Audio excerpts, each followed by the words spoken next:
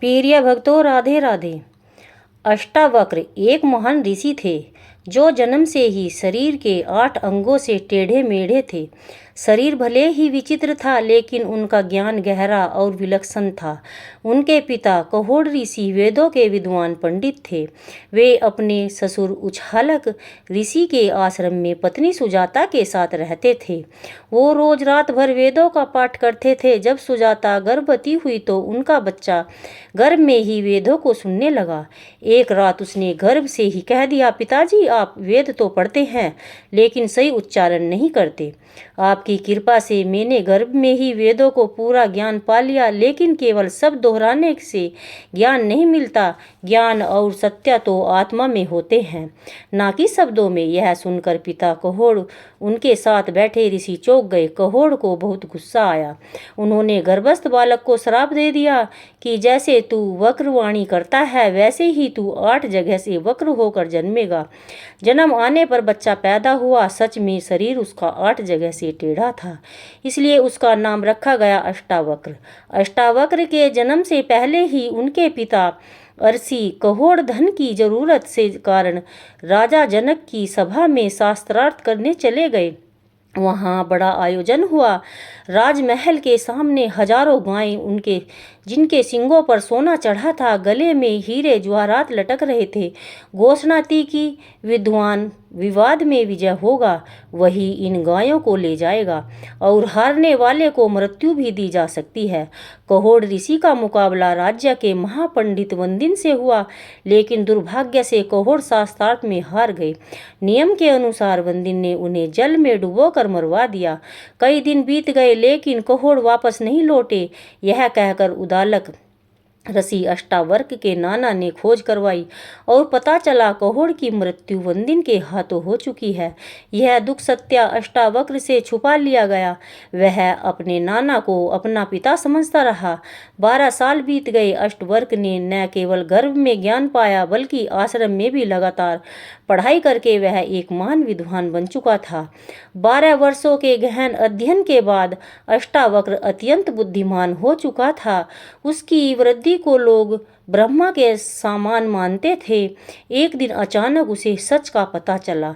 जैसे ही अपना पिता समझता था वह तो उनके नाना है, और जैसे सच्चे पिता कहोड़ ऋषि वंदिन के हाथों शास्त्रार्थ में हार कर जल में डूब गए थे। यह जानकर अष्टावक्र का दिल टूट गया। उसने तुरंत माँ से कहा, माँ मुझे आज्ञा दो, मैं अभी जाकर उस वंदिन को हराकर पिता का सम्मान वापस लाऊंगा। माँ ने बहुत समझाया, तू अभी बच्चा है बेटा, वहाँ तुझे हार या अपमान का सामना करना पड़ सकता है। लेकिन अष्टावक्र डिगा नहीं। उसने कहा, शरीर चाहे जैसा हो पर ज्ञान की शक्ति में कोई बाधा नहीं है। वह अपने मामा श्वेत केतु के साथ लेकर राजा जनक की नगरी की ओर चल पड़ा, जहां उस समय महायज्ञ का आयोजन चल रहा था। देश भर से बड़े बड़े विद्वान वहां पहुंचे थे। राजमहल पहुंचकर अष्टावक्र ने भीतर जाने की कोशिश की, लेकिन द्वारपाल ने रोक दिया। बालकों को अंदर जाने की अनुमति नहीं है। उसने सख्ती से कहा, केवल वृद्ध और चतुर ब्राह्मण ही अंदर जा सकते हैं। अब अष्टावक्र ने बड़ी गंभीरता से कहा, क्या सिर के सफेद बाल ही वृद्ध होने का प्रमाण है? जो ज्ञान में पूर्ण हो वही वास्तव में महापुरुष होता है, चाहे बालक ही क्यों न हो। हम यहाँ तुम्हारे राज पंडित वंदिन शास्त्रार्थ करने आए हैं और उन्हें पराजित करके दिखाएंगे। द्वारपाल उनकी वाणी सुनकर चकित रह गए और उन्हें सभा में प्रवेश दे दिया। अष्टावक्र सभा में पहुंचा। राजा जनक और सारे विद्वान पंडित वहां उपस्थित थे। जब लोगों ने देखा कि यह बालक 8 जगह से टेढ़ा है, उसका चलना भी अजीब है, तो पूरी सभा हंसी से भर गई। हर कोई उसका मजाक उड़ाने लगा, पर अष्टावक्र भी मुस्कुराया, खिलखिलाकर हंस पड़ा। राजा जनक को आश्चर्य हुआ। उसने पूछा, बालक सब तो तुझे देखकर हंस रहे हैं, तू क्यों हंस रहा है? 12 साल का अष्टावक्र गंभीर स्वर में बोला, राजन मैं इस सभा में हंस रहा हूँ कि ज्ञानियों की जगह चमड़े के व्यापारी बैठे हैं। सभा में एकदम सन्नाटा छा गया। सारे पंडित शर्मिंदा और कुछ क्रोधित हुए। राजा जनक ने फिर पूछा कि ग्रस्त बालक तू कहना क्या चाहता है? अष्टावक्र ने बिल्कुल शांत भाव से उत्तर दिया, राजन, बात सीधी है। यह लोग मेरे टेढ़े शरीर को देख रहे हैं, मेरी आत्मा को नहीं। मंदिर टेढ़ा हो तो क्या आकाश भी टेढ़ा हो जाता है? घड़ा फूट जाए तो क्या पानी भी फूट जाता है? नहीं ना। मैं शरीर नहीं हूँ, मैं आत्मा हूँ।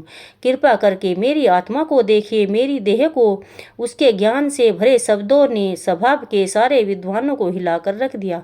वे चुप हो गए, लज्जित हो गए और अपने अहंकार पर पछताने लगे। अष्टावक्र ने सीधे राजा जनक की ओर देखा, कहा, राजन, अब मैं इस पंडित वंदिन से मिलना चाहता हूँ। आपकी सभा में सबसे बड़ा माना जाता है, जिसने मेरे पिता को हराकर डुबो दिया। मैं उनसे अद्भुत ब्रह्म ज्ञान और साक्षात्कार करने आया हूँ।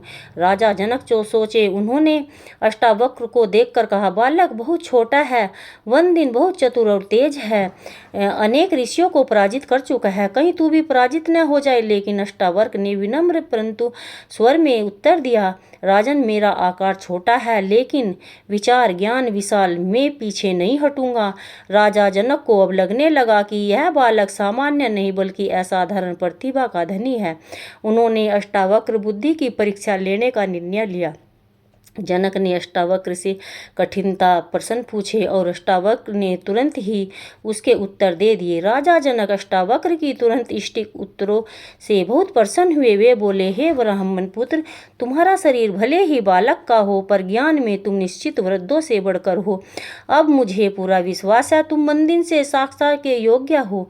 राजा ने आदर पूर्वक कहा, जाओ सभा में प्रवेश करो, वंदिन वहाँ है। अब तुम्हारा साक्षात प्रारंभ हो। वंदिन और अष्टावक्र के गहन साक्षात के बाद अष्टावक्र की वाणी का ज्ञान आगे वंदिन निःशब्द हो गया। वह हार चुका था। सभा में कोलाहल मच गया। चारों ओर से एक ही स्वर गूंजने लगा, अष्टावक्र की जय हो, धर्म की जय हो। राजा जनक सभी विद्वान ब्राह्मण हाथ जोड़कर अष्टावक्र को प्रणाम करने लगे।